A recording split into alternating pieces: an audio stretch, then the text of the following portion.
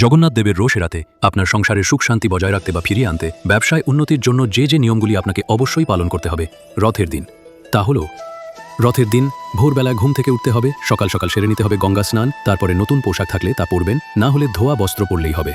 গঙ্গা স্নান সেরে বাড়ি ফেরার পথে আপনার এলাকার যে কোনো 3টি মন্দিরে পুজো দেবেন। 3টি মন্দিরে 3 রকমের ফল দিয়ে পুজো করতে হবে। ওই 3টি ফলের মধ্যে যে কোনো একটিকে বাড়ি নিয়ে আসবেন। রথযাত্রা তিথি শেষের দিকে ওই ফল কেটে পরিবারের সকলকে খাওয়াবেন এবং নিজে খাবেন।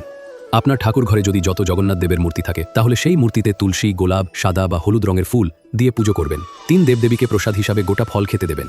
রথের দিন গরিব ব্যক্তি বা অসহায় শিশুদের বসাধ্য মতো সাহায্য করিবেন। রথের দিন সুযোগ পেলে অন্তত একবার রথের দড়ি স্পর্শ করবেন, এতে মহাপুণ্য অর্জন হয়, কেটে যায় নানা দোষ। ঘুমানোর আগে একটি গোটা ফল অবশ্যই দেখে ঘুমোতে যাবেন। আপনার ভাগ্যের চাকা ঘুরতে বাধ্য। বাড়ির ঠাকুর ঘরে সর্বদা একটি প্রদীপ বা মোমবাতি জ্বালিয়ে রাখবেন।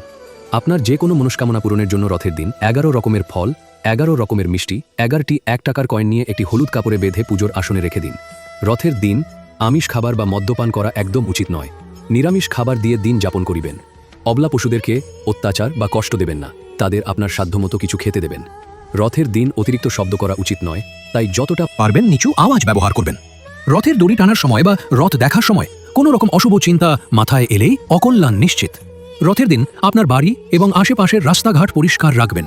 এই নিয়মগুলি নিষ্ঠা সহকারে পালন করলে আপনার ভাগ্যের চাকা ঘুরতে বাধ্য। আপনিও এড়াতে পারবেন জগন্নাথ দেবের রোষ।